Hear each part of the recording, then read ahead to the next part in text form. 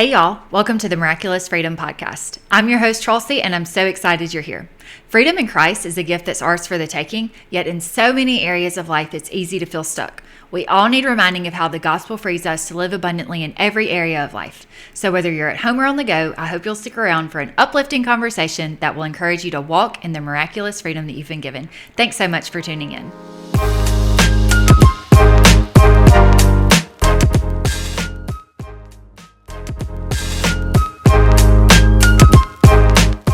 I'm so happy to be here with you today.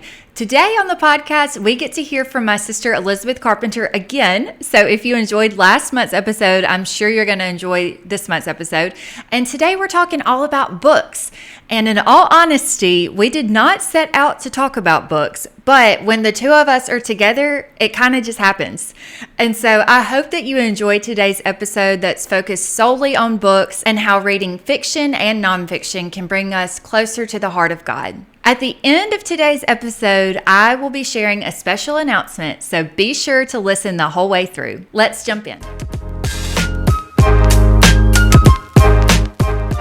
Okay, so I want to go back to something you said about how basically, like, you don't have to be sitting down trying to learn or like read a nonfiction book. Right. To learn and to experience God. So how do books and how does fiction draw us closer to the heart of God? Oh, that's a good question. My first thought is like missionary stories and people who have gone before us that we can learn from. Like you were saying, Elizabeth Elliot. I mean, just these stories that we might know bits and pieces. Yeah. But just those really, to immerse yourself more so in the full story. Right. Because then you see, again, it wasn't just like, oh, she decided, okay, do you know the backstory? Her husband was murdered. Yes. And she forgave him.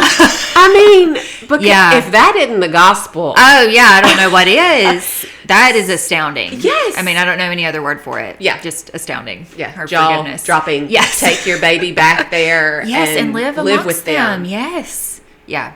It's so wild. Just the people that have come before us to know, like, how did she know God that well? Right. Yeah. To be able to put herself and her daughter in that situation. Yes. She knew God. Yeah. Oh, yeah. You would have to be able to do that. And cared more about what he said than what people said. Because didn't you know people tried to stop her? Oh, yes, they did. Well, it says it in the book that I read. They really did.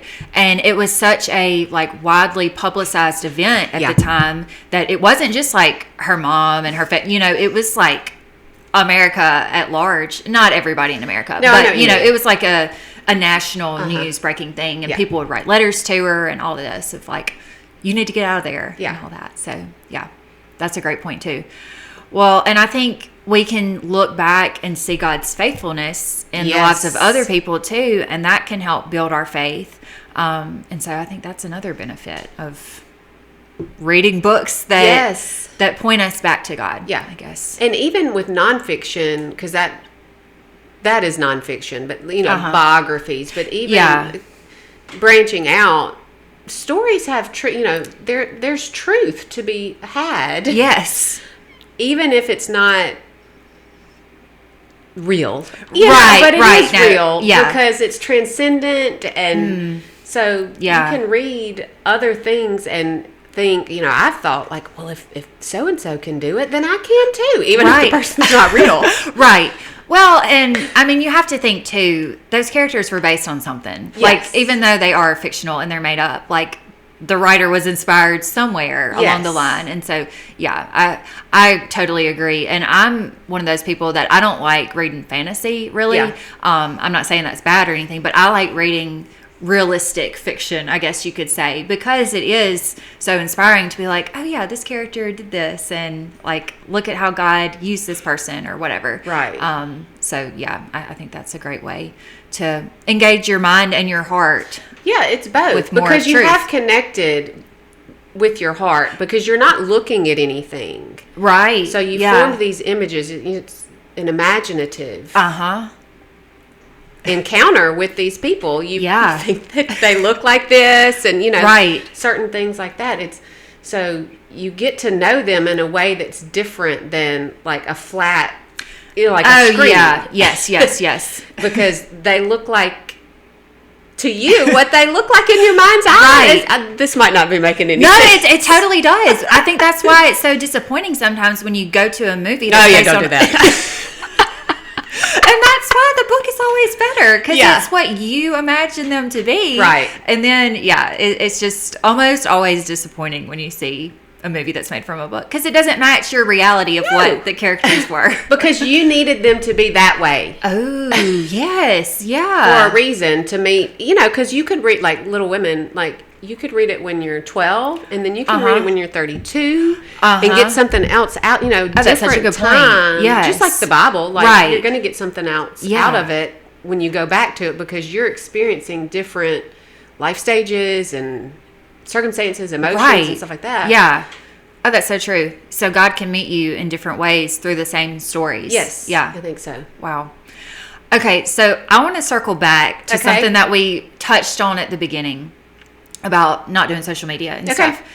How is it different to sit down and read a book versus sitting down and reading a long caption or a blog post or even like a New York Times article on your phone? How is that different?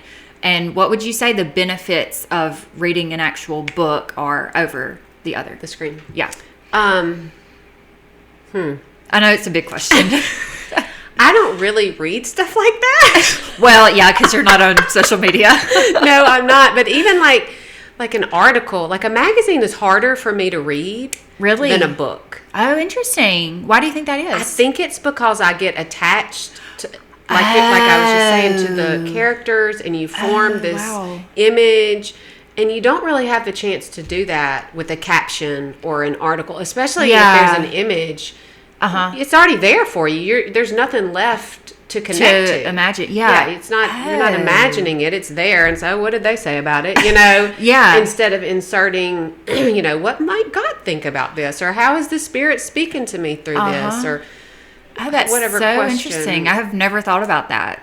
That's why, because I mean, I'm a big reader, and if I see a long caption, sometimes I read it on Instagram, and sometimes I don't. And it's not that I don't care necessarily, but I guess it is that I don't feel that connection to like want to find out or need to find out what that person's saying, which might sound bad, but Yeah, well, it's that's more of social media is more of looking at what other people are presenting.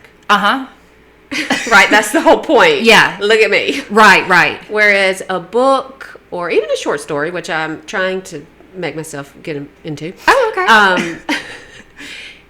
It's presented, and then the reader has a role to play in it. Yeah. Other than just like or dislike. Yeah.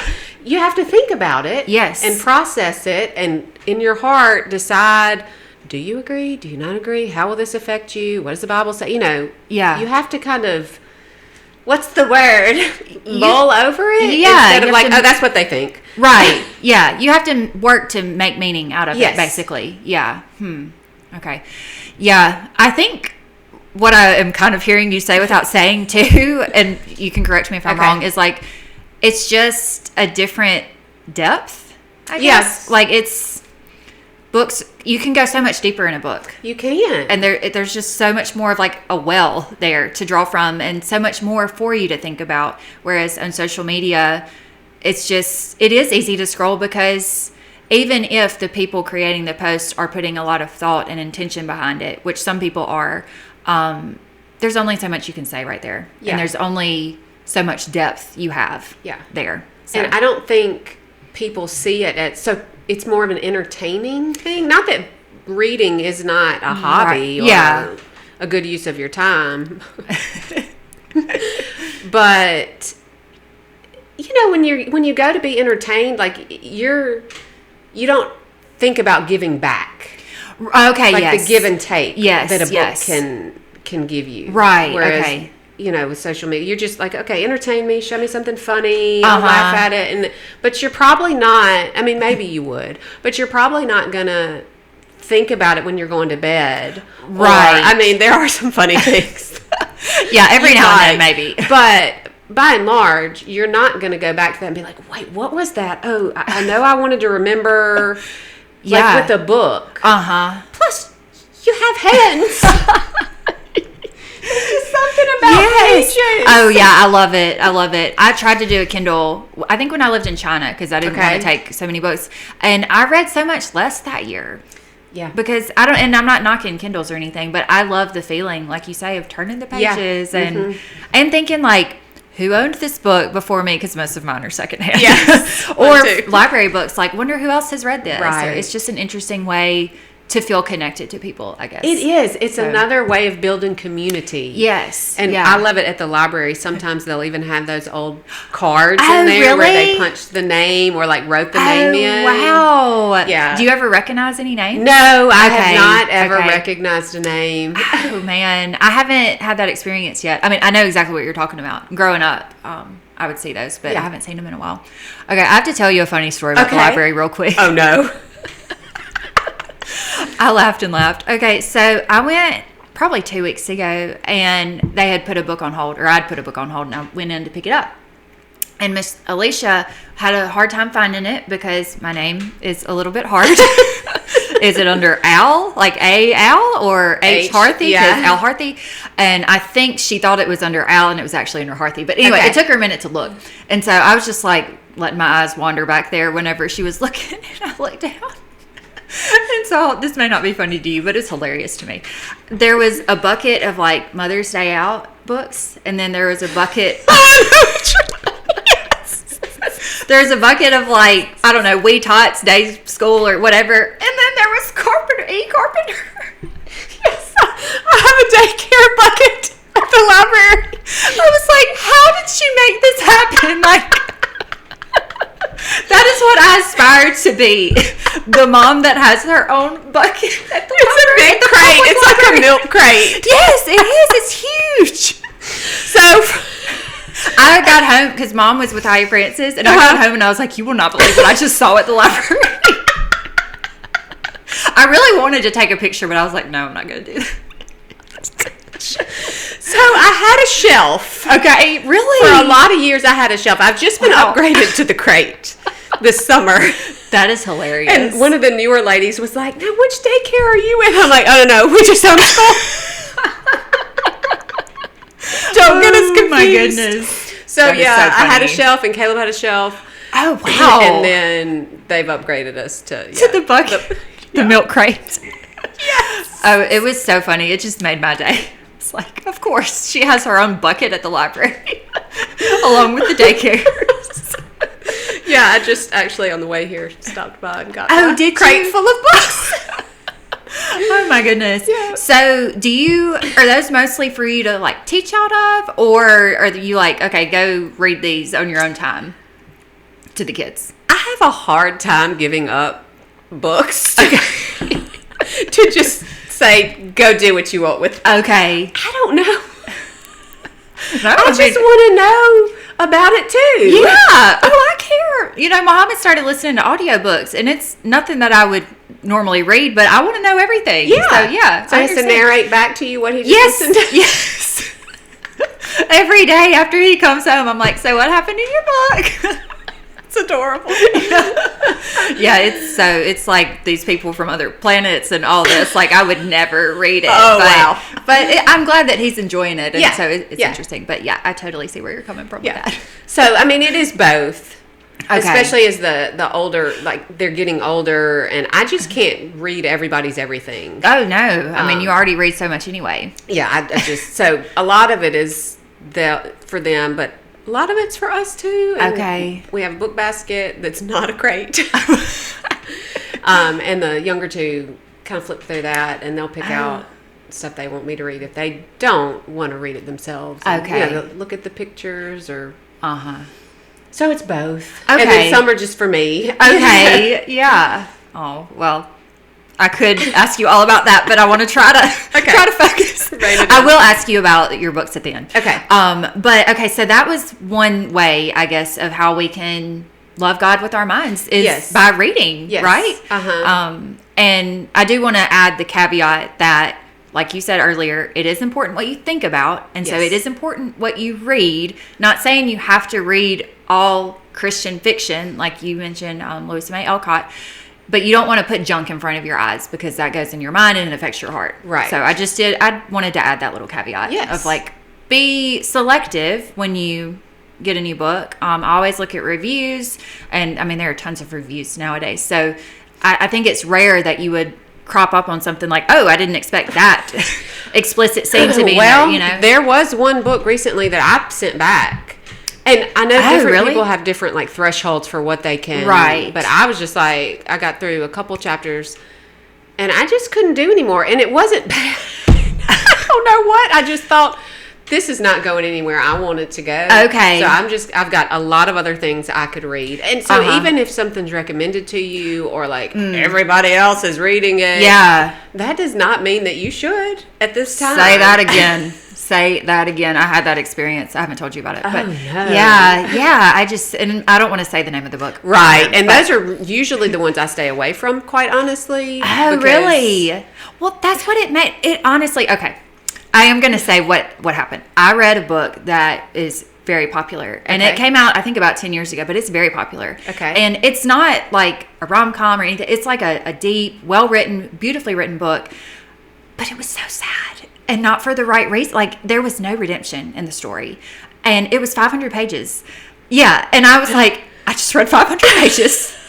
And this person and this person and this person. Like, there was just no. And there were so many. Like, I'm talking, I don't know if it was 100,000 over that. Or it was like thousands upon thousands of 5-star reviews on Goodreads. And so not only was I then upset about the book, that there was no redemptive element in that. And I didn't waste my time, but I would have read something else. Definitely.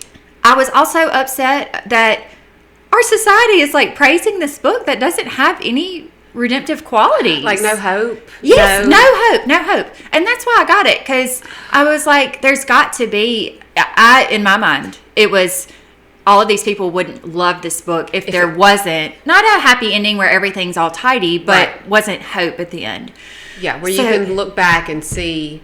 Like, oh, that's the undercurrents. Right.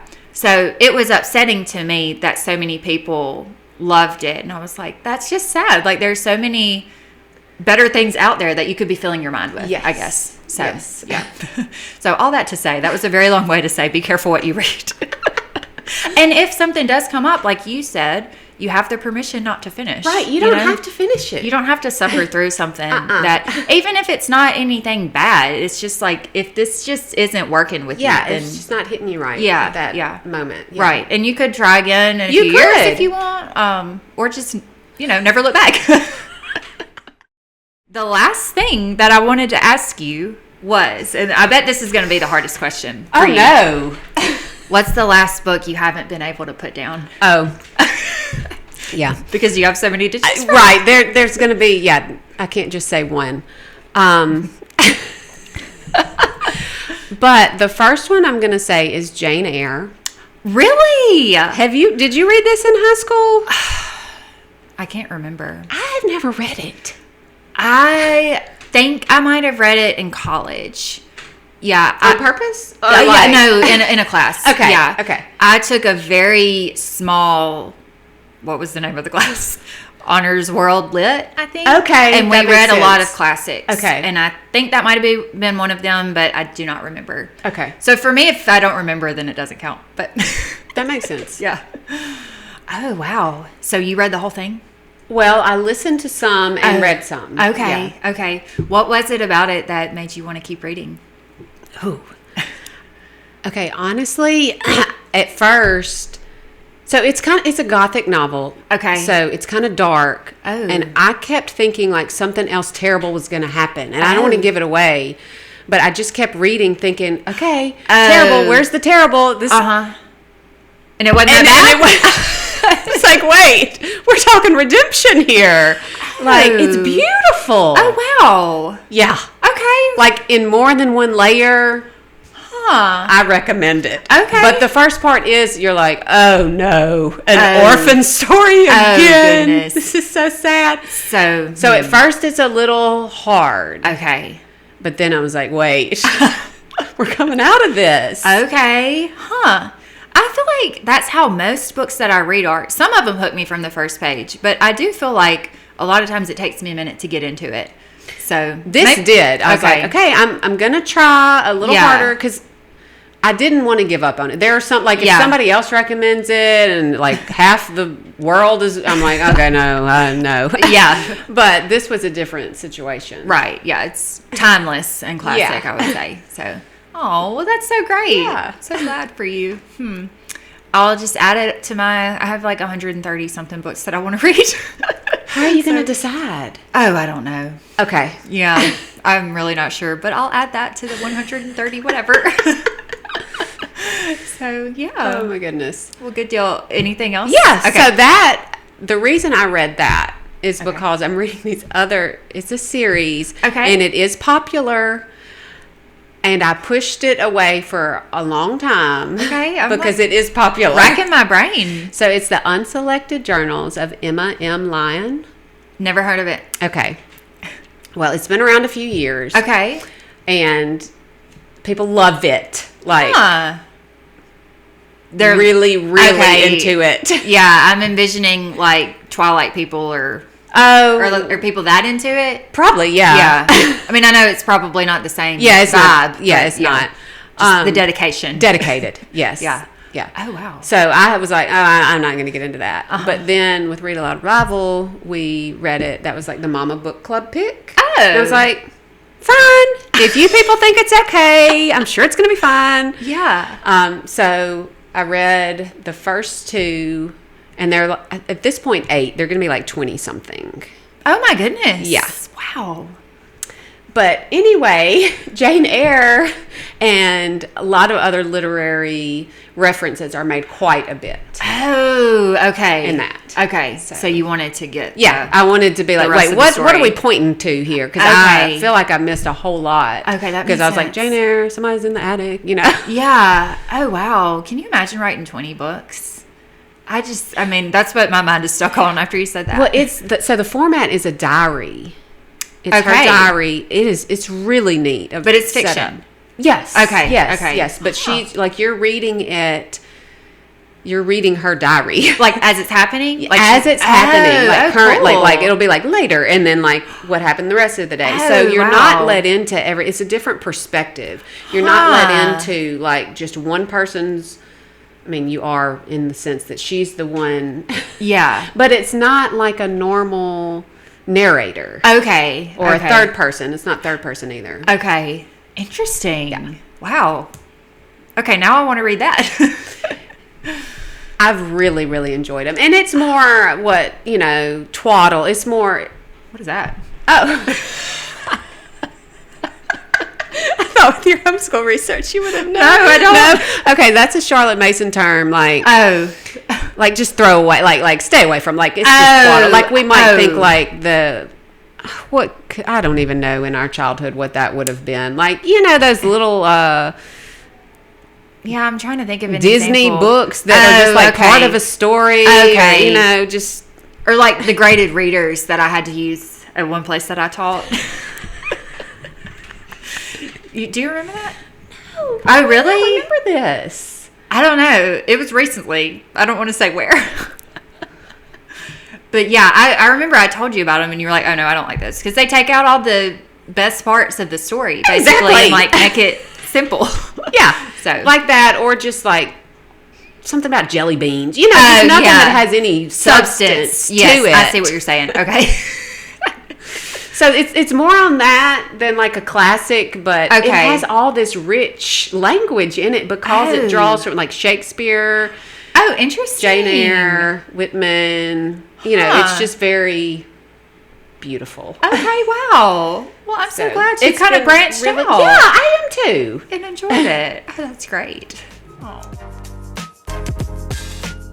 Thanks so much for tuning in. If you enjoyed this episode of the Miraculous Freedom Podcast, feel free to leave a review or share it with a friend. At the beginning of today's episode, I promised to announce something special at the end, and here we go. Without going into too many details, the short version of this story is a few months ago, I decided to start a YouTube channel focused on books. It's called Charlesie's Chapters. That's my first name, Charlsie. And it's possessive, but there's no apostrophe. So Charlsies Chapters, Charlesie's Chapters, and that's on YouTube. I have posted a few shorts already, and I'm really excited to tell you that my first long form video will be airing this Friday. So you can go ahead and subscribe on YouTube so that you don't miss it. And I do say that it's long form, but these days anything over 3 minutes is considered long. So it's not that long. It's about 12 minutes, I think.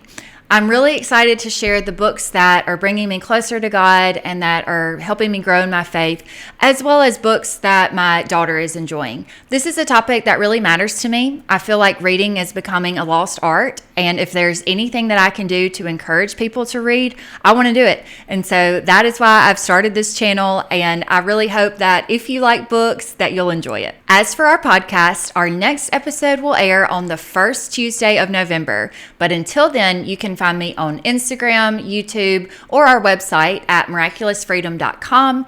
And we also have an email list. So if you would like to join that, you can go to our website and be added there. And I will be sending out a few updates because we've got our first ever product in the works. And I'm really excited to share more about that. I've been sharing a tiny bit of that on Instagram. So if you're not following there, go ahead and follow us there and you'll get a few more updates. Thanks so much for listening. I hope that you walk in the miraculous freedom that Christ has offered you today and that you go tell someone else about it.